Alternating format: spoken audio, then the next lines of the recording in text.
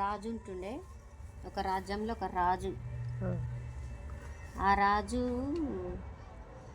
వేటకెళ్ళిండు. వేటకెళ్తే అక్కడ ఆయనకు చాలా దాహం వేస్తుంది అది రాజుకి. దాహం వేస్తుంటే నీళ్ళ గురించి అటు ఇటు వెతుకుతూ ఉంటే ఒక దగ్గర ఉంటాయి వాటర్, నీళ్ళుంటే అక్కడికి వెళ్తాడు తాగడానికి. అందులో ఒక ఆమె స్నానం చేస్తుంటుంది. మీరు ఇక్కడికి రాకండి, నేను స్నానం చేస్తున్నా ఇక్కడ అంటే సరే అని రాజు పక్కకు నిలబడతాడు. ఆమె వచ్చేస్తుంది, బయటకు వచ్చేసి మీరు ఇక్కడ చేస్తుర్రేంది స్నానము, ఇంత దూరం వచ్చి చేస్తుర్రేంది అని అంటాడు ఆ రాజు. అంటే నేను రోజు వచ్చి ఇక్కడనే చేస్తాను ఆమె అంటది. అన్నాక ఆమె వెళ్ళిపోయినాక ఇక రాజు నీళ్ళు తాగుతాడు. నీళ్ళు తాగి ఇక ఆ రాజుని వెతుక్కుంటూ మంత్రి వస్తాడు. ఎక్కడ వెళ్ళిపోయారు రాజు, మీరు ఇక్కడ ఉన్నారా, మీ గురించి మేము వెతుకుతున్నాము, మీరు ఎక్కడ కనిపించలేదంటే నాకు బాగా దాహం వేసింది, నేను నీళ్ళ గురించి వచ్చిన అన్నట్టు మంత్రి నీకు ఒకటి చెప్పడం మర్చిపోయినా. నేను ఇక్కడ ఒక మహిళ స్నానం చేస్తుండగా తను చూశాను నేను, తను చాలా అందంగా ఉంది, ఎందుకో తన వైపు నా మనసు ఆకర్షించింది అని అంటే అప్పుడు ఆ మంత్రి అన్నాడు, మీకు ఇంతవరకే 6 భార్యలు ఉన్నారు కదా, ఎందుకు అట్లా అనిపిస్తుంది ప్రభు అని అన్నాడు. అంటే ఇక ఏమో తెలియదు అనేసి వాళ్ళు అయితే మంత్రి అలా అన్నాక సరే అనేసి వాళ్ళు ఇంటికి వెళ్ళొస్తారు. వెళ్ళొచ్చినాక మళ్ళీ రాత్రి పడుకుంటాడు రాజు. మార్నింగ్ లేచి మళ్ళీ మంత్రిని రమ్మని పిలుస్తాడు అనమాట.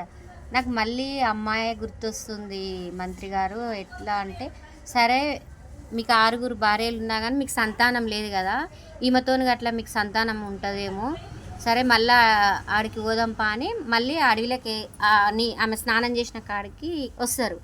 చెరువు వైపు వస్తారు. వస్తే ఆమె ఉండదు ఆడ ఉండకుంటే మంత్రి ఆమె లేదు, ఎట్లా చేద్దాం ఏం చేద్దాం, ఎట్లా ఆమెను కనుక్కోవడం ఎలాగా అంటే మీరు చింతించకండి రాజు, నేను ఎక్కడ గ్రామం దగ్గర ఉందో ఆ గ్రామం దగ్గర ఆమె అక్కడి నుంచి వస్తుంది, నేను పోయి కనుక్కుంటాను అని మంత్రి చెప్తాడు రాజుతో. చెప్పగానే ఆ మంత్రి పోయి కనుక్కుంటాడు.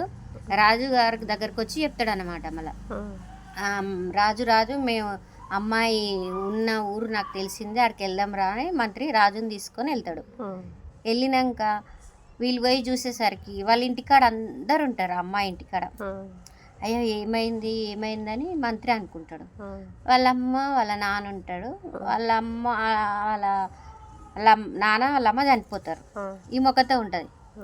ఈ ఊరోళ్ళందరూ ఈమె పాపం ఉన్న తల్లిదండ్రులు ఇద్దరు చచ్చిపోయారు, ఈ మొక్కతే ఉందని జాలి పడుతుంటారు అందరు గ్రామ ప్రజలు. అప్పుడు రాజు వచ్చి నేను ఈమెను పెళ్లి చేసుకుంటాను, నాకు 6 భార్యలు ఉన్నా కానీ నాకు 6 భార్యలకు సంతానం లేదు, ఈమెతో నాకు సంతానం అవుతుందేమో అని ఆమెను పెళ్లి చేసుకొని ఘనంగా రాజ్యానికి తీసుకుపోతాడు. తీసుకుపోగానే ఇంకా 6 భార్యలు ఉంటారు.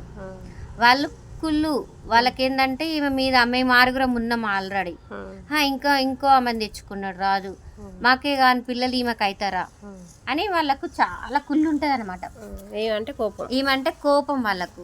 రాజు ముంగట నటిస్తుంటారు మంచిగా, ఏందని మంచిగా ఉంది ఈమె, గరీబ్ అమ్మాయిని చేసుకున్నా కానీ బాగుంది అది ఇది అని అంటారు.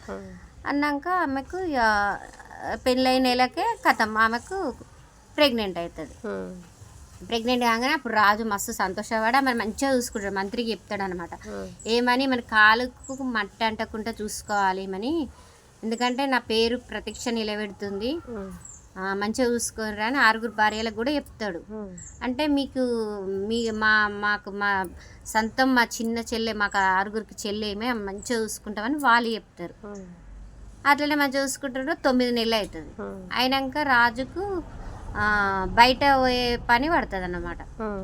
బయటికి పోయే పని పడుతుంది, యుద్ధానికో ఏమో వెళ్తాడు బయటికి.